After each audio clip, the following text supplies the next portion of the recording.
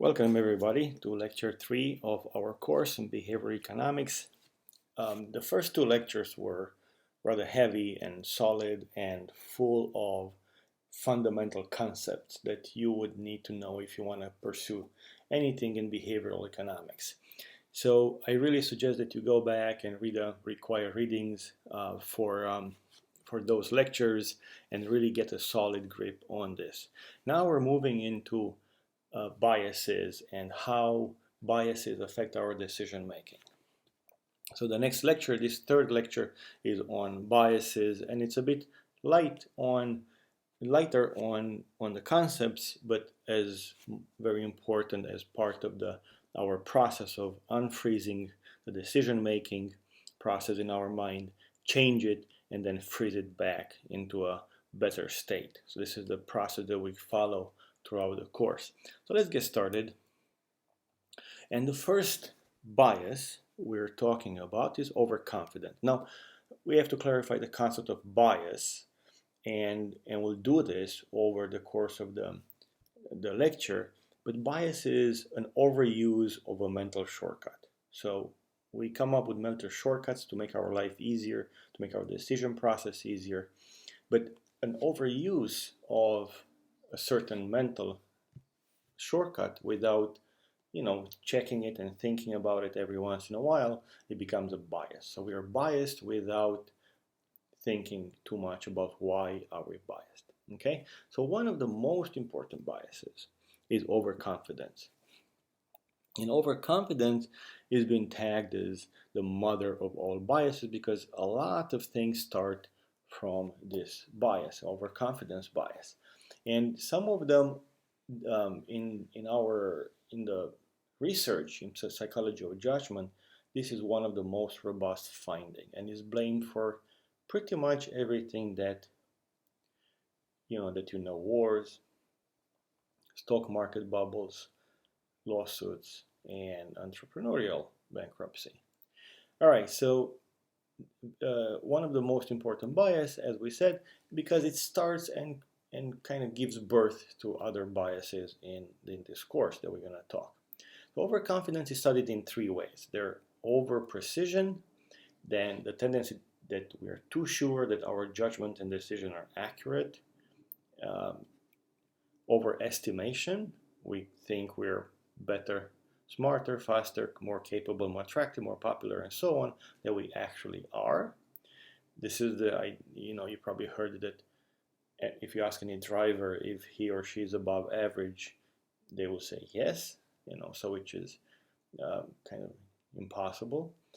And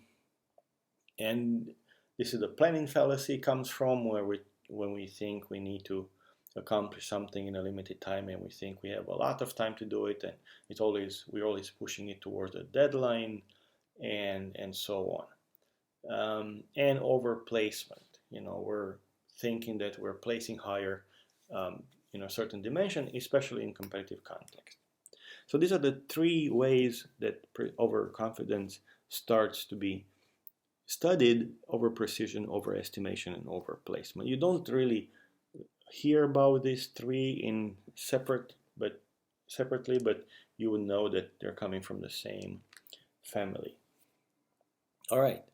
Now, the easiest way that I know to study overconfidence is through examples. So the one that I studied when I took the same class with Professor Richard Thaler back in 2007, it was to study this book. The book is called Into Thin Air by Jon Krakauer, and it's been made into a movie with the same name. I believe the movie is called Death on Everest, right? And it's about an expedition on Everest in 1996 that went terribly wrong, and not because of natural causes like avalanches or things like that, but rather by human decision making. So if you haven't read the book or if you haven't seen the movie, I suggest you read it even after this lecture, because it's very important and it really exemplifies a lot of how we make decisions at the sea level, at the normal circumstances, and in situations where the emotions run high and we don't have enough mental capacity to make proper decisions. So this is the most important piece, where we're going from a confidence level at a C level, where we think we agree with the logical arguments, but in certain situations where emotions run high, we tend to forget the logical arguments and let emotions make decisions. And this the system 1, system 2 connection that we're going to see frequently when we make decisions. But the movie and the book exemplifies it pretty nicely. So I really suggest that you look at it. We'll talk about this movie and the book in the few slides in this lecture, and you'll see what it's about. Okay, so that on Everest starts with people trying to get on the Everest summit, to summit the Everest, and the question, the question is why. There's no doesn't make any sense. There's a lot of cost, a lot of effort, there's a lot of to summit the Everest. So there's no logical explanation that you can come up with that would make sense. So this is the first piece. We don't necessarily do things that make sense to us or to everybody else. So from the economic point of view, going to the top of the mountain doesn't make any sense. Second, is becoming very overcrowded. It's becoming a business, it's becoming a very commercial, and you saw in the past events in 2019, almost the same thing happened. It's very similar, and if you see pictures, you see that it's becoming really a joke and very commercial. But anyway, so people go to base camp to acclimatize, and then from there they move gradually to Camp 1, Camp 2, Camp 3, Camp 4, and from Camp 4 they try to make a run to the summit and come back, right? So this is, and now as you go up to these camps, what happens to the oxygen level? It goes drastically down, and from the base camp to Camp 4, your oxygen level goes super low, and what it does from our point of view, it limits your capacity of making decision, period. It limits your capacity to really do anything but stay alive. So all the system 1 and system 2 are all stripped out by any kind of capabilities. All what's left of them is the mere capacity of survival.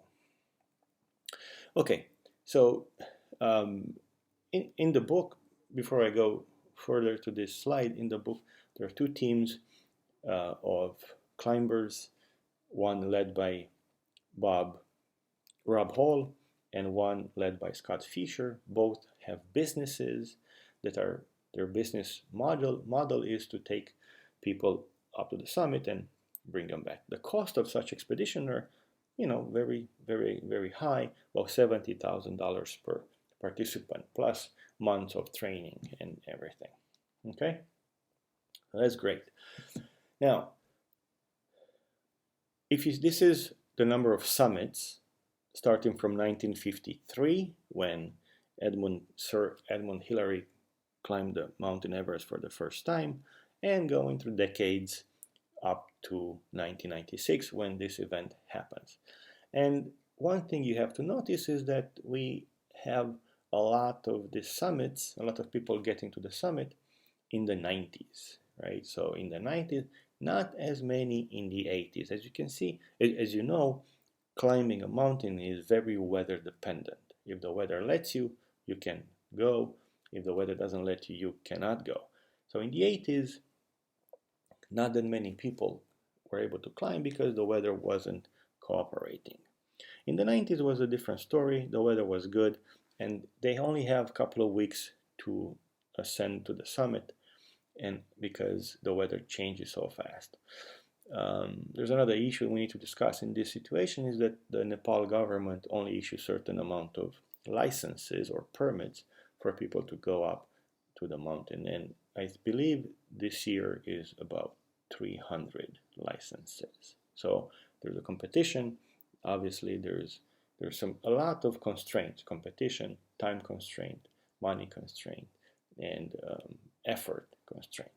All right. So what we see here is that In the 80s, the weather wasn't that great. In the 90s, it was good. And similarly, in the same graph, we have the number of deaths, right? As you can see, the number of deaths in the 90s was, how do I say, maybe it was normal, in the normal range. In the 80s was a little bit higher compared to if you look at the number of summits. So in the 90s, things were looking better, except this big line in 1996 that we're talking about now. Okay, this is just a picture how things look like there. And it, again, for some of us, the question is, why would you do that? Doesn't make sense. Okay, so we'll talk about three biases. We call them cognitive biases in this particular case. One is overconfidence. Second one is sunk cost effect and recency effect. We'll talk about every one at a time. Overconfidence. Now, let me read this first. This is a quote from Scott Fisher, one of the other guides, head guides. And he says, we've got the big E completely figured out. We've got it totally wired. These days, I'm telling you, we built a yellow brick road to the summit. Yellow brick road is a reference to the Wizard of Oz, where Dorothy and the crew was traveling on a very specific, clear, yellow brick road, like a highway, if you will. So let's talk about overconfidence. Scott Fisher is the leader of the expedition. He's the leader that you depend, if you want to go with him, to keep you alive, getting you up to the summit and back down safely, right? So you do want your leader to be confident, to sound confident, right? That's what you're looking for. You expect that from a leader. I don't think it's going to look good on Scott Fisher if he said, I don't know, some of you might survive, some of you will not. I have no idea what to tell you because, it's a very dangerous expedition. So you want the leader to sound confident. The question is, to which degree, right? We want confident people, but not overconfident people. And we don't know exactly where that line is. And that line, it's usually filled in later after the outcome was out, right? So if everything was fine and they got up and come back alive, all of them, they would say, well, there was a confident leader. But if things go wrong, then we can say, well, after the fact, we're going to say, well, he was a bit overconfident. So the line is very blurry, and it takes a little bit of range. You don't know exactly where to place it, the line between overconfidence and confidence. Okay, so we decided we like confident leaders, and we don't know where they are overconfident. Rob Hall on the other team was also sending the same message. It worked 39 times so far, pal. A few of the blokes who summited with me were nearly as pathetic as you. He's referring at 39 people that he took up to the summit in the 90s. In the 90s, this is in the 90s. So he took 39 people. So obviously you expect that the 40th and the 41st person will have the same fate, which is, go up to the summit properly and come back alive. Okay, so he's trying to establish a pattern that it worked 39 times, and we expect that this to work in the future, right? Which by itself is a fallacy, right? These events are rather independent because of the weather, and we can say that if you work 39 times, it's going to work the 40th time with precision. Okay, so we can see these two leaders being confident at this moment, which we like, and we would like to do. We would like them to have that confidence in their actions.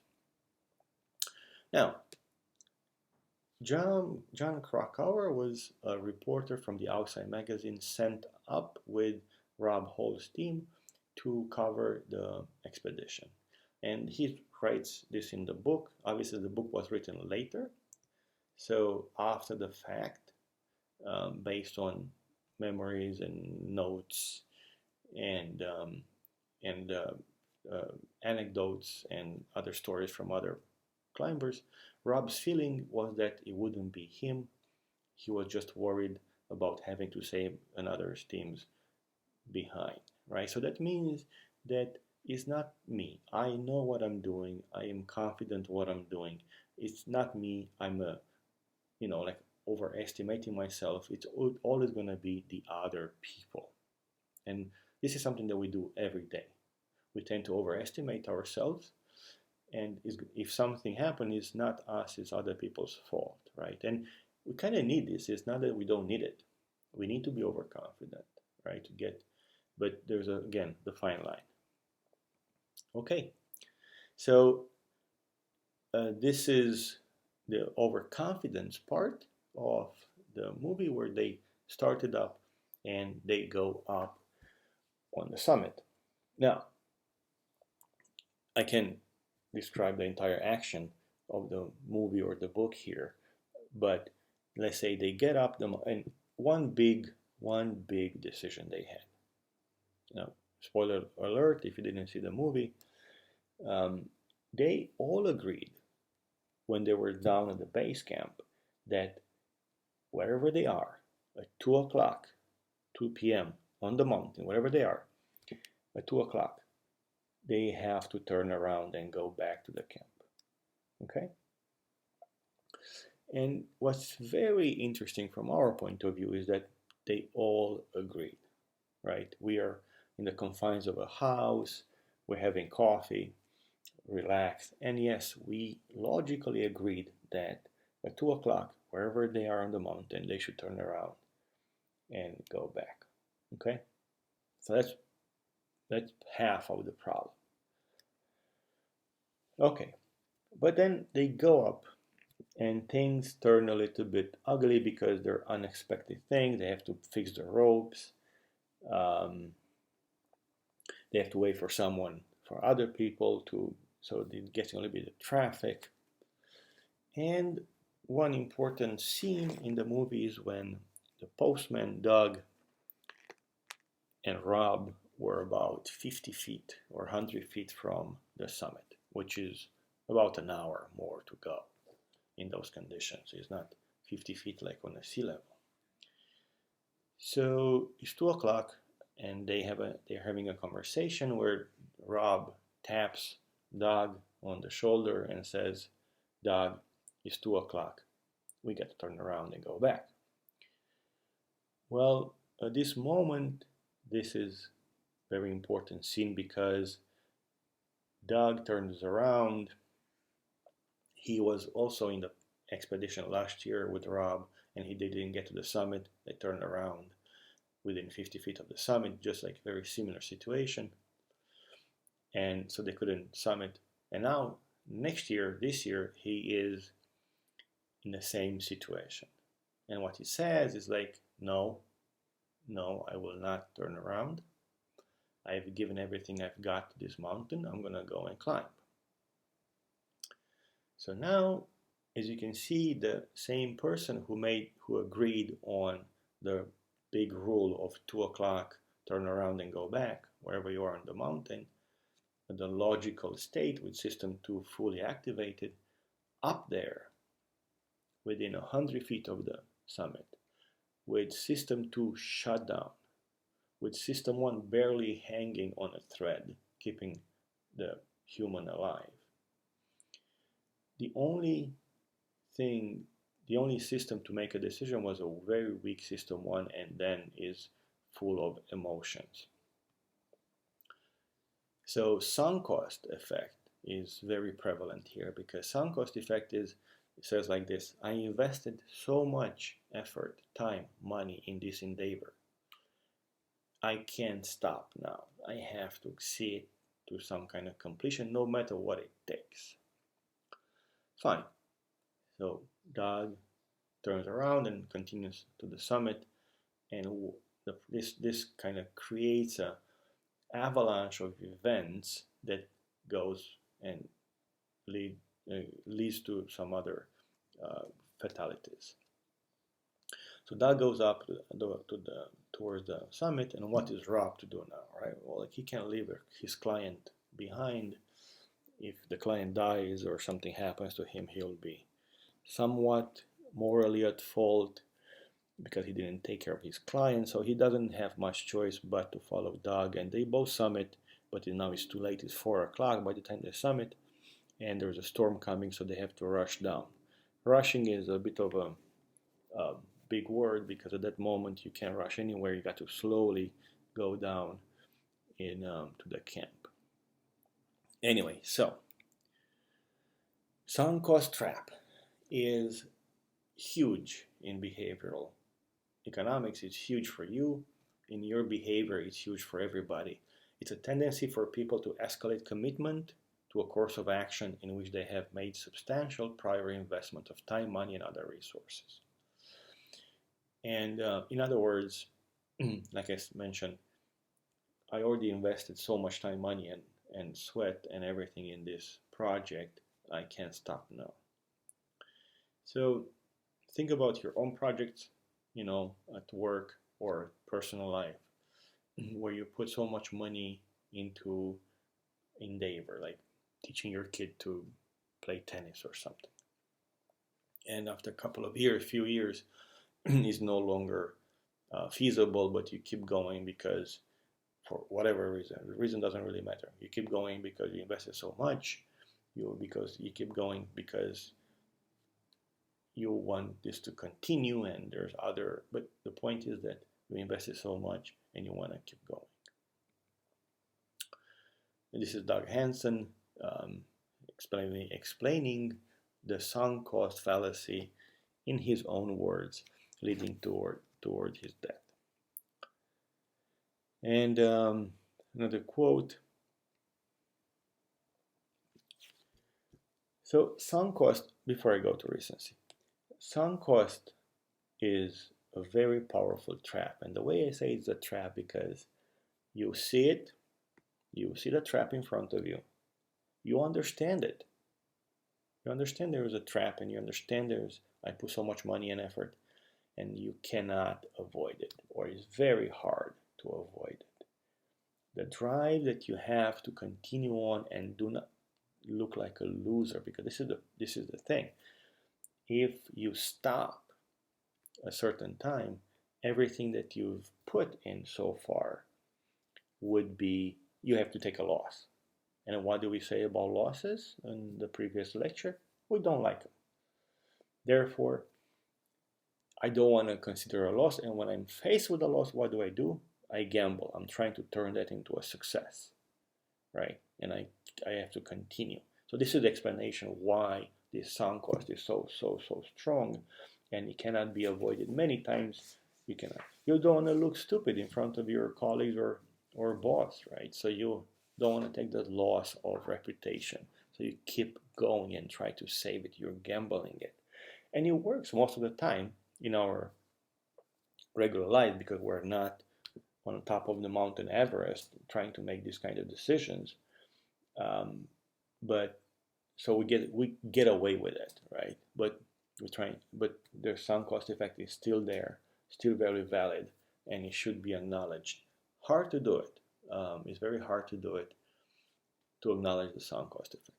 Okay, so we talked about overconfident, we talked about sunk cost effect, and now we're going to talk about recency. What is recency? Well, that means we are relying too much, we're putting too much weight in our decision making on recent events. So in this case, like I said, Rob Hall had seen good weather throughout the 90s, and there was no indication that that pattern should not continue into 1996.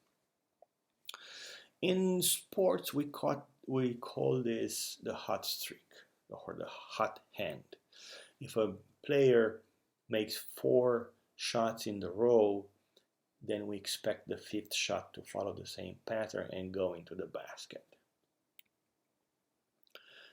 So several seasons of good weather have led people to think of Everest as benevolent, but in the mid-80s, before many of the guides have been on Everest, there were 3 consecutive seasons when no one climbed the mountain because of the ferocious wind. So there you have it, right? The pattern has been broken in the 80s, but then a new pattern starting in the 90s with great weather for climbing, that is. Season after season, Rob had a brilliant weather on Summit Day. He'd never been caught in a storm high on the mountain. Very good. So that was our overconfidence, recency, and sunk cost discussion. Now we can talk about heuristic, system 1 and system 2. So what is heuristic? Is a fancy way of saying mental shortcut or rule of thumb. Heuristic, you'll find it in literature, and it's a way of simplifying a complex process, a decision shortcut. And that's all fine. Example, we stereotype. This is another. If we see someone that look like that category or that group, we immediately make references or inferences about that group or the person, profiling. Or, for example, you go to a restaurant and you have a rule of thumb in your head, buying the second least expensive item. You don't want to buy the cheapest, the most expensive item, but you are buying the second least expensive item, or go the other way, second least inexpensive item. If you want to go to the restaurant and order wine to look like you know what you're doing, you don't buy the most inexpensive wine, but you buy the second least inexpensive wine on the list. And guess which one is the most marked up? If the restaurant knows what they're doing, is the second least inexpensive item, wine. So these are some example of heuristics, and they're all ways to simplifying your process, right? We're not searching for the optimal decision, but as we satisfice, we go for the good enough one, and we stop there. And this brings us back to what we discussed before, is that heuristics allow us to arrive to an acceptable outcome, and they substituted hard to solve problem with an easy to solve problem. Remember, when we faced with a hard to solve problem, like which one to buy when we go out for dinner, which type of wine. If you don't know a lot about wines, then you're stumped, right? So then you have to replace this question with an easier one, and then you come up with buy the second least inexpensive wine on the list. Very good. So let's continue with more biases now, and the most three powerful ones are availability, representative, and the confirmation bias. And by the way, each of them have other biases underneath that they're created. So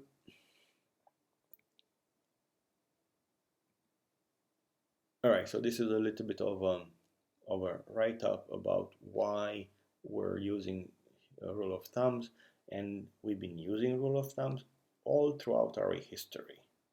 Our brain hasn't really changed much in the past 10,000 years. If you were placed in a different era, anywhere in the history, you would have the same brain capacity. Just the technology and the culture and everything around us has changed, but the brain itself, no. So we're still using the same brain capacity and functions as we used 10,000 years ago, and that's not a bad thing, right? The brain is supposed to keep us alive. That's the main job of it, and it did a good job so far. But okay, but I don't want to say bad things about heuristics. Heuristics are good. We make decisions quicker. We make good enough decisions, that they don't cost us our lives, or and so they're most of the time they're good. It's only when we overuse them, when we use them in the wrong place, they become biases and they lead us a little bit astray. So I want to say that heuristics are usually a good thing. They allow us to go through our days and make efficient decisions, meaning that we spend the least amount of time and energy to make a decent decision. But it's just that we need to be aware that sometimes we can fall into biases and go a different direction. All right, so in the syllabus, I said that the pattern, the framework of working in this course is unfreeze your decision making. So figure out what's going on in your mind when you make a decision. Change, if possible, by understanding what's going on. You can change some of the decision making pattern and then freeze it back up. So with more knowledge. So this part, we're still into the unfreezing part of your decision-making patterns. Okay, so common biases. I'm going to skip this. This is for reference, Webster definition of bias. So we are on the same page. Okay, this is important. People make mistakes. You should, when you design anything, a website, a process, an environment, a physical room, whatever you design, you have to expect that people are humans and humans make mistakes. What this course is going to help you is to understand that people actually make systematic and predictable mistakes. What does it mean? Systematic? We all do them. Our biases are very similar in each and every one of us. So we all make similar mistakes in similar situations. So you saw it before with different tests and experiments that we've done. So because we all do them and we understand the process, we making them more predictable. So 3 things. We make mistakes. We make systematic mistakes, and because they're systematic, we can predict our own mistakes and maybe others' mistakes. Okay. So we can learn to avoid them and correct them. Very good. So one of the bias that comes from availability bias is called the anchoring bias. Very strong, very powerful. How does the anchoring works? Well, let's start with an experiment, and this is going to be very interesting. So take the last 3 digits of your student ID or social security number or whatever other phone number and write it down, the last 3 digits. Add 400 to it and insert the result in the first blank below where it is the date. So I'm going to read it. The Huns under Attila invaded Europe and penetrated deep into what is now France, where they were defeated and forced to return eastward. Did this event occur before or after AD? And put the date, the number that you just created before. So before or after, right? And then after that, try to answer in what year did Attila's defeat occur. All right, so obviously this is a problem that you don't know unless you're a historian and you're really highly skilled into European history. There's no way you would know this, and that's the whole point. So if you don't know, system 2 is kind of useless here because there's nothing to go on by. You can start making some kind of logical arguments, but there's not much information to go by. So it's more like a system 1 realm here. So what system 1 does, as we discussed, system 1 is interested in creating a coherent story. So he takes what he has, the number that you put, and is trying to stay with that number, anchor into that number, and then adjust. Now you understand that that is a random number. I'm not saying that you don't. You get it. It's a random number. However, it influences your decision because you don't know how much adjustment to make. So when this experiment was given to a bunch of students, this is what the responses are. So if the date that random number was between the column on the left, then every response was on the column on the right. So as you can see, The lower the number, the lower the response. The higher the number, the higher the response. And again, we all understand that this is a random number. It's not, we're not fooling anyone. It's a random number. However, not knowing much more than that, we use that number as an anchor, random as it is, and use it to give us the answer. And again, system one is happy because the story is coherent and it sounds good and it sounds right and it looks okay. The correct answer is 451 AD. So it's interesting how anchoring works, and by the way, you can anchor anyone by giving this some kind of number. So in the beginning, there was another experiment that Kahneman and Tversky did when they asked the question, how many countries, what's the percentage of African countries in the UN? But before people answer, they had them spin a roulette with numbers from 1 to 100, right? And you guess by now, their answer was influenced by that random spin of wheel, the roulette wheel. Okay, so the anchoring bias works, is strong, very strong. You can try to see it yourself every day, try to see it on others.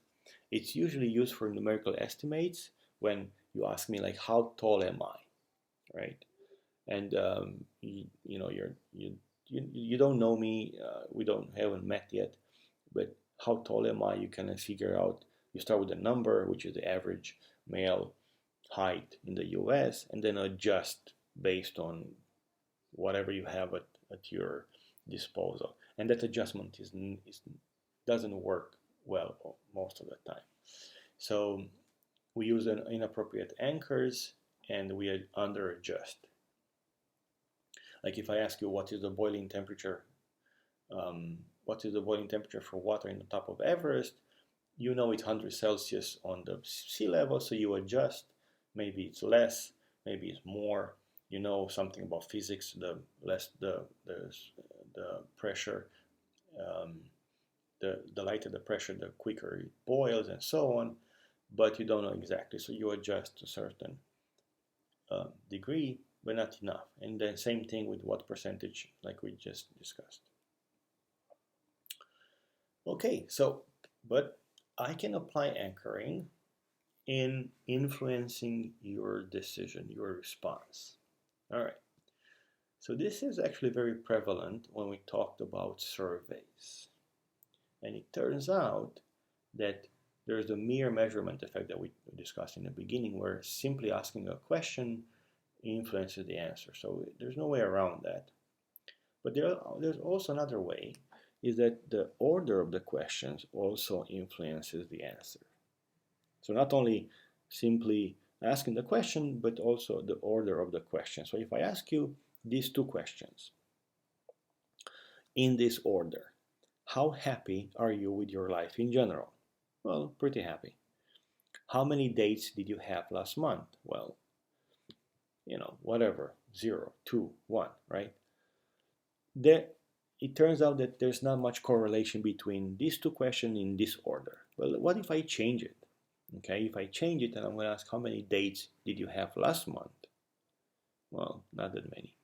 And how happy are you with your life in general? Well, not that satisfied. So you can see that if people were asked happiness question first, it was a weak correlation, about 0.12 between this and between the answers. But if they were asked dating first, it was a strong correlation, 66.66.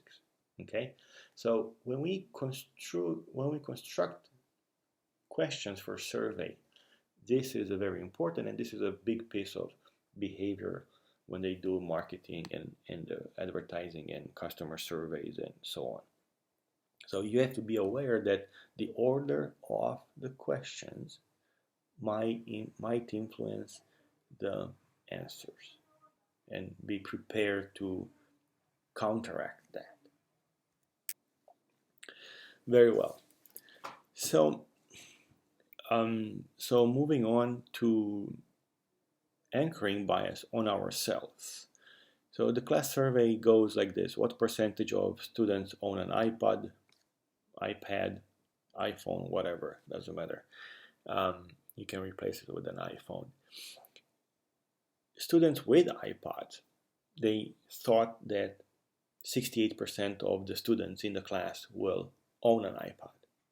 Students without iPods thought that 42% of the students in the class own iPad. So if I own an iPhone or iPad or iPod, I assume that most people are like me, and I am anchoring on myself, and then I assume that most of us are like me, and 68% is the number that I come up with. If I don't have an iPhone or iPad, then I assume that most people don't have an iPhone and an iPad, and that goes down a little bit, the number. So you got to think of anchoring. We are anchoring ourselves because this is the easiest way to reference something, is the most up-to-date information we have about ourselves, and that's why you get these discrepancies in the numbers.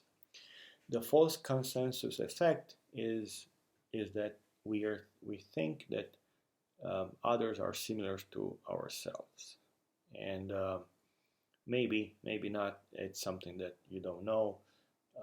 It could be true in certain situations, not true in others. So it's something that you have to be aware that when you're anchoring on yourself.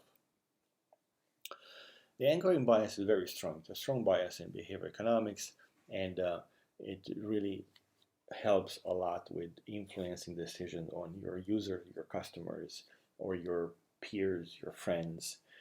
If you move from LA to Boston, obviously you're influenced by the prices that you paid last. Limit 2 per customer, it's something that it's anchoring. So, or limit 10, you see people trying to push to the anchor. So 10 is an anchor, 2 is an anchor. So we're influenced. We don't need 10 items of that, 10 of that item, but because that we adjust, we try to adjust, and we under adjust, and we buy maybe 8, and we still don't need 8. So that's the idea, that you're trying to reach the anchor, and even if you adjust, you don't adjust enough. And this is very strong when we talk about retirement, and pension, and how people participate in retirement accounts. You'll see how this anchoring works very strongly. Moving on to availability bias. Like I said, availability bias generates few other biases, and one is ease of recall. So I'll tell you a problem here. Please order the following causes of death in 2008 by placing a 1 to the most common cause, a 2 to the second most common cause, and so on. So if you think that war and civil conflict is the most common cause, put a 1, and then 1, 2, 3, 4, 5, up to 5. Okay, so think about that. If you go to these fact sheets on World Health Organization, you will find that the answer is actually mostly different than you thought. The respiratory infections are the highest, starvation, war, it's the lowest. And the question is, why were your answers wrong? Well, one thing is that vividness and ease of recall, right? The media is full of questions about wars and terrorists and planes crashing and shark attacks. But it's actually very low chance that you are actually dying in a shark attack or in a terrorist attack than to die from respiratory infection, right? So because of the media covers and the information that we have available in our minds are related to war and terrorists and shark attacks, and in that case, this is the only thing that you can recall, and you're thinking that is much more frequent than it actually is. Okay. So when you go to the airport, even these days, in some airports, you'll have to take your shoes off, and for that you have to thank a bad guy in 2001 from Paris to Miami. the guy was trying to take his shoe and lighten up to bomb the plane in 2001, and since then, because of that ease of recall, what would happen if someone has a shoe that will explode, then we keep taking our shoes off for the next 18, 19 years, right? So this ease of recall, the vividness of a recall, is very strong bias, and we are um, very disposed to follow it. Remember when we talk about how reliable are Hondas in lecture 1, then the only thing you have to figure it out is how many Hondas I have seen on the side of the road that are broken down, so you use this bias to come up with an answer. In the workplace is very prevalent. The availability heuristic is very, very strong in most of us, in all of us actually. In the workplace, managers will recall your last performance, so what you did in the last 2 months rather than in the beginning of the year. And in classroom, when students if they don't know the material, they are thinking that they're going to be called upon because they remember that they don't know the material, so the chances are higher that they get called upon. The professor doesn't know, but this is the perception we have. The question is also here, is like, when do you buy insurance? And you buy insurance after the event has taken place, after you had a crash, after your house had flooded or so on. So because it's so easy to, or maybe a friend of yours house has flooded or had a crash, and that's why you buy insurance when that event is still vivid, still easy to recall in your memory. All right, bias number 2 is called retrievability, is based on memory structures, and it goes like this. In 4 pages of a novel, about 2,000 words, how many words would you expect to find that have the form blank, blank, blank, blank, ing? So 7-letter word that ends with ing. Indicate your best estimate by circling one of the following values. So circle one of the groups and move on to the next page, which is similar. In 4 pages of a novel, about 2,000 words, how many words would you expect to have that have the form blank, blank, blank, blank, blank, and blank? So 7-letter words similar that have n in the 6th position. Indicate your best estimate by circling one of the following values. So you get to circle again. Okay, you've done it. So let's look at your answers and see what you notice. Did you notice that you have more? Did you circle more here than here? Is that true? If that is true, then you have fallen for the retrievability bias, because there's no way you're going to have more ing letters than n letters. Makes sense? Because ing is included in n. But so what happens? It was very easy for you to recall words with ing, many of them. Not so easy to recall words with just n in the 6th position, although ing are included. Ing words are included in this category. Okay, so that's why it was much easier for you to recall. Now, with the same idea, try to answer these questions, and I'm going to let you post in the forum the answers to this.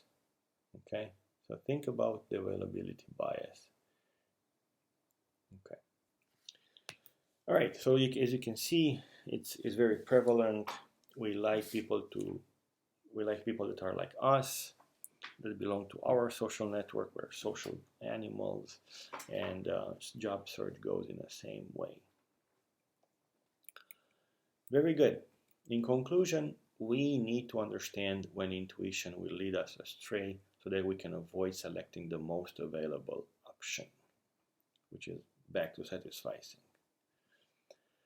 The representativeness bias. Let's go and let's talk about this example. You can read it. A certain town is served by 2 hospitals. In the larger hospital, about 45 babies are born each day. In the smaller hospital, 15 babies are born each day. As you know, about 50% of all babies are boys. However, the exact percentage of boys varies from day to day. Sometimes it might be higher than 50%, sometimes lower. For a period of 1 year, each hospital recorded the days in which more than 60% of the babies were boys. Which hospital do you think recorded more such days? The larger hospital, the smaller hospital, or about the same? So write down your answer to this. And there's a follow-up question to kind of guide you. Which is more likely, getting more than 60% heads in 3 flips of a coin, or getting more heads in 3,000 flips of a coin? So 50% of the time we get 3 flips producing 60%, 17%, and that. Okay. So think about your hospital. Okay. The larger or the smaller?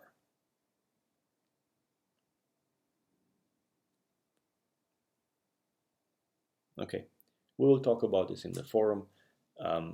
I'm sure you got the right answer, which is smaller hospital. Implication of this bias. So you see this advertising every time, all the time. 4 out of 5 dentists recommend sugarless gum for their patients. And what does it mean for you? You know, what is it? How does it influence your decision? Would you agree with it? Would you not agree with it? Right? The question is that the answer is it means nothing. It's absolutely nothing. I can easily find 5 dentists out of which 4 of them will recommend this gum if the sample size is just 5, right? I don't know the sample size, so I really can't tell you if this is true or false or anything, really. Obviously, the higher the sample size, the better. The smaller the sample size, the worse it is. So really this means nothing, but you find this all the time. Another bias coming from representative bias is a misconception of chance. You and your spouse have had 3 children together, all of them girls. Now that you're expecting the 4th child, you wonder what are the odds to have a boy this time. What is the best estimate of your probability of having another girl, right? So you have to pick something like this, you know, and the answer is B. The gender determination is an independent event, it's a chance event, so really doesn't make any difference if you had a boy or a girl before. All right. How likely is to flip a coin 8 times in a row and get one of the following sequences? All right.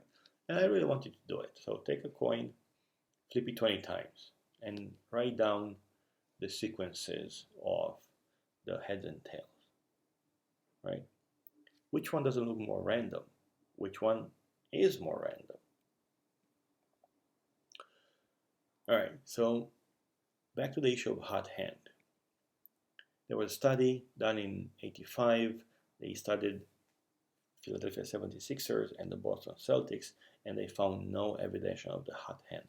There was no evidence that if you shoot 4 baskets in a row, the 5th one will go in, or anything like that.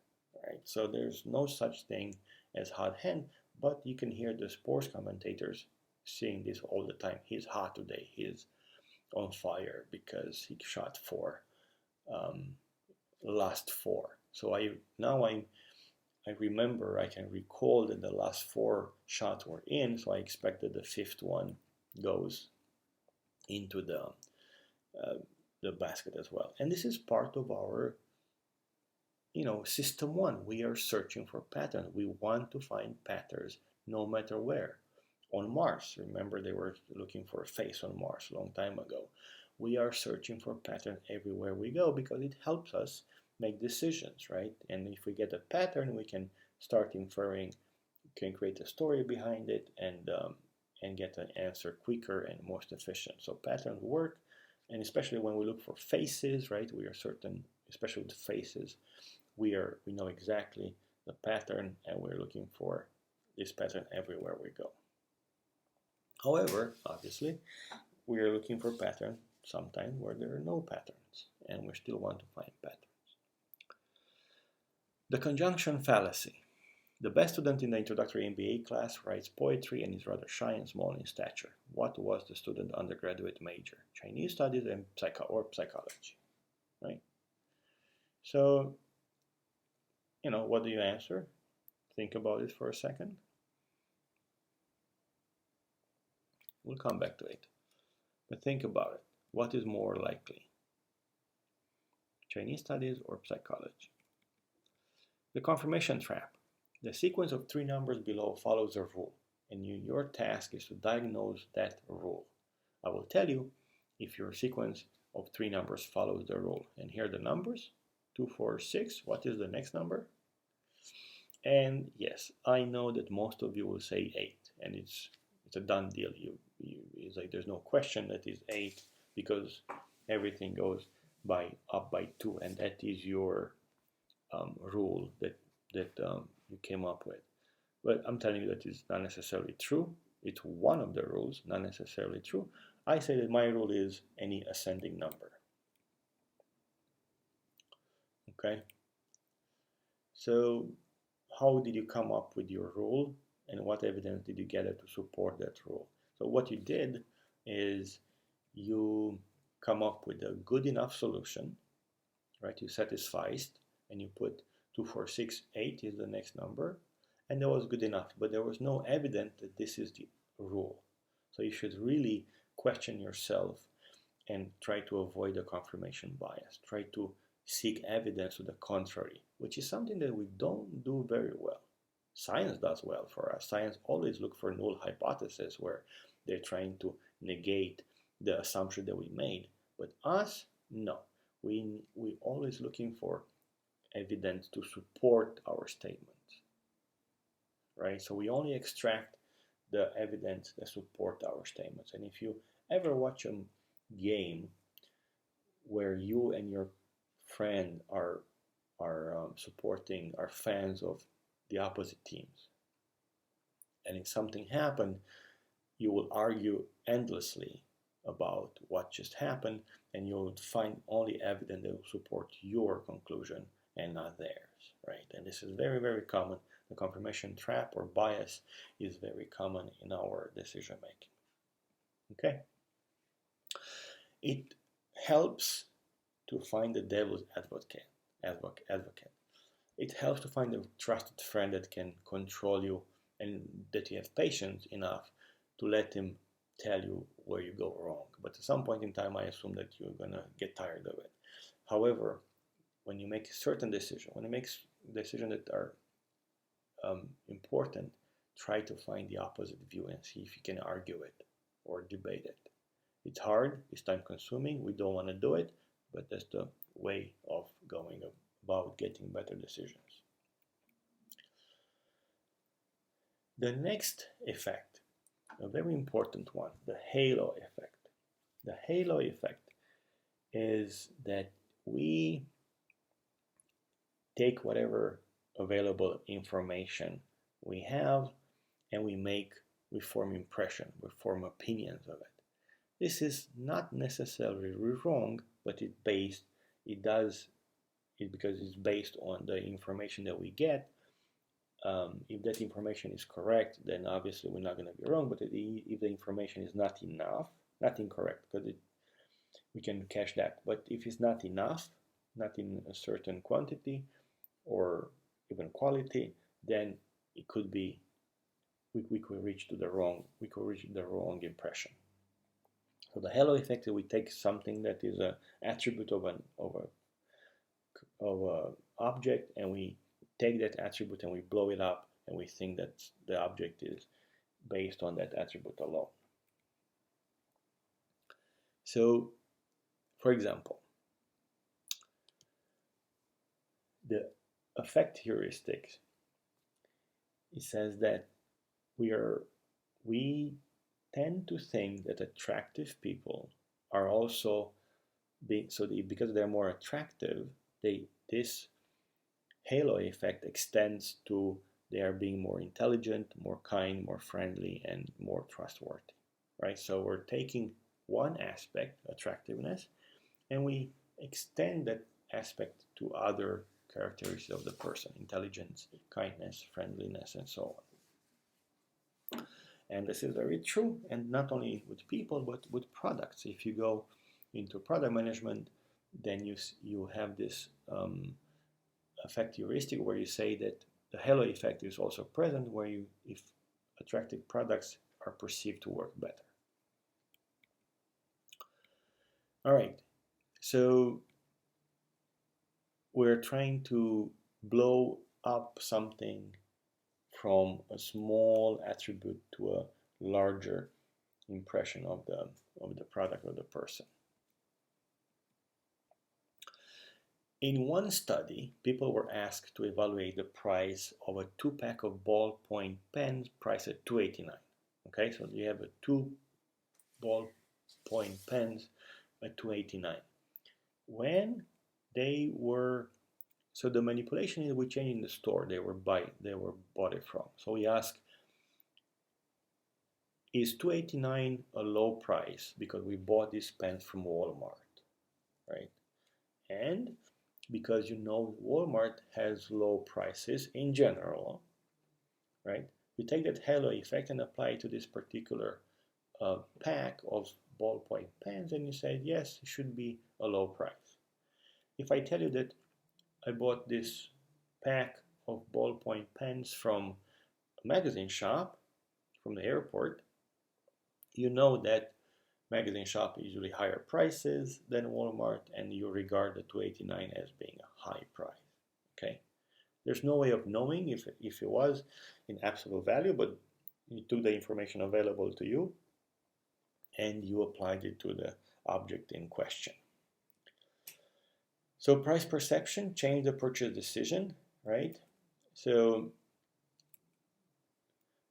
in a very similar study, 1/2 of participants were told that they were seeing a selection of options from a low-price grocery store, Food for Less, and the other half were told that the selection is from Whole Foods, right? And the results, when told that the products are from Food for Less, they thought they bought a higher price product, and when they're from Whole Foods, they bought a lower price product.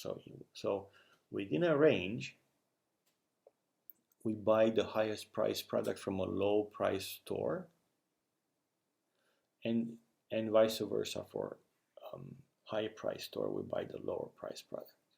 Okay, so think about it for a second, how this range effect is used with halo effect, and we'll continue on from here. So in case of the Whole Foods, knowing that Whole Foods is a quality environment, it's a quality store, buying the lowest price product doesn't hurt your, values about food. And when you know that the store is a low price store like Food for Less, you're buying the highest price product because you're thinking that it's better quality in that particular store. Okay, so this is very interesting how this affects our opinion, and this says a lot about how we price products and services.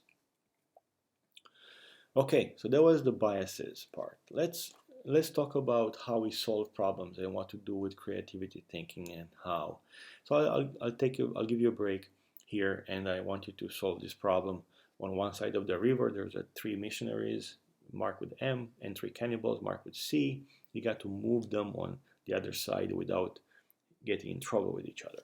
So you got to plan the passage. So think about it for a second, take a break, and solve this problem. And here's the solution.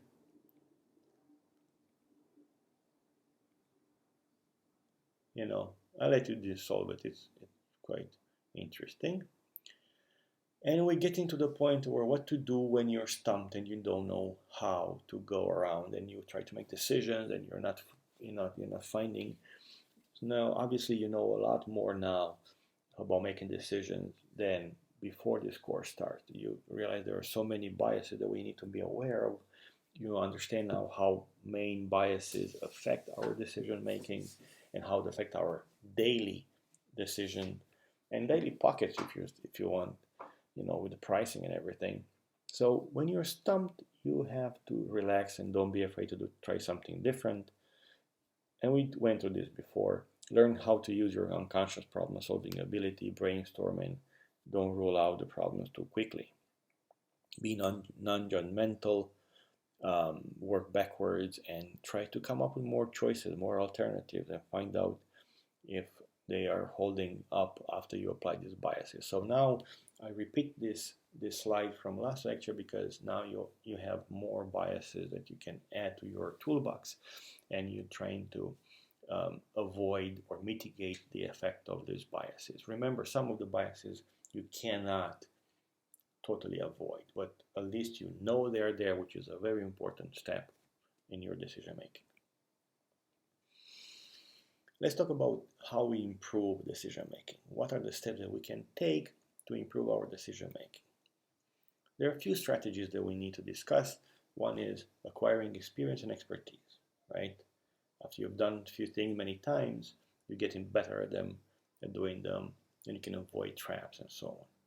Judgment, try to de-bias judgment so you know where the biases are. When you make a decision, check for biases that if you made, and try to plug in where you have biases by trying other strategies of de-biasing them. Take an outside view. That means get a devil's advocate, get a friend, step outside of the decision for a second and see if it's the right if it's the right way. Get some help from others, right? And then practice understanding biases in others. So let's take one by one. Acquiring experience and expertise. Learning in general, it occurs in two steps. In experience, you try to do something and you get feedback. Yes, no, maybe it worked, it didn't work, and so on. Without this loop, the learning process would not function properly. So if you keep doing things and you don't get feedback if you did them right or wrong, then there's no way of improving, right? So you're trying to build your catalog of experiences, which in turn increases your intuition. We haven't talked about intuition yet, but intuition is a mental catalog, and if you're faced with a new situation, you're checking against that mental catalog of yours, which is the intuition. And if you've seen this before, you can relate. If you didn't see, you have that uneasy feeling, or you have to try something new. And experience and expertise, you got to figure out which one plays which role. Experience alone is not enough, and expertise alone is not enough either.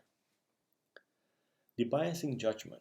You're trying to reduce or eliminate biases from your cognitive strategies of the decision maker. Okay. First of all, you have to understand where biases can occur, right? Even if you can fix them, you have to understand that they might happen, which direction it's going to go, which direction is going to influence your decision, get some feedback on the bias, and get some help to improve the judgment.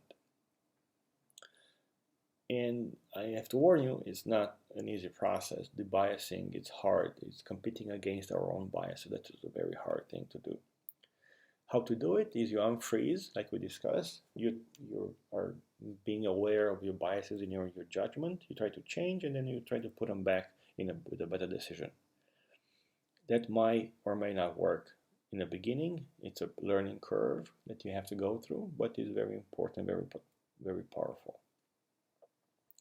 If you're taking an outsider's view, you ask for a devil's advocate view, or take advice from the experts, especially on things that you don't do very often and you don't have practice, like buying a house, getting a mortgage, right? Having your first child, and so on. So you have to get experience or expertise first as much as you can, and then go through the process itself. So these are the strategies that we went through, and again, it's a system 2 process, not a system 1. So system 2 has the potential of training system 1. So these strategies are obviously the system 2 realm, where you have to think about the decisions and think logically, where the biases might occur, how to mitigate them, and how to eventually avoid them altogether. In conclusion, we went through this lecture, we went through some very important biases. By no means we have exhausted the list. There are many others, but these are the most powerful ones that you find fighting every day. And I suggest that you go back and see them again and see how they apply to you. And now, if you are having this new tool in your toolbox, how to identify biases, see during the day, take one day and see how these biases affect your own decision. Okay, and I thank you very much for your time. This was a lecture number 3, very strong concepts about biases, and I'll see you in lecture 4. Thank you so much.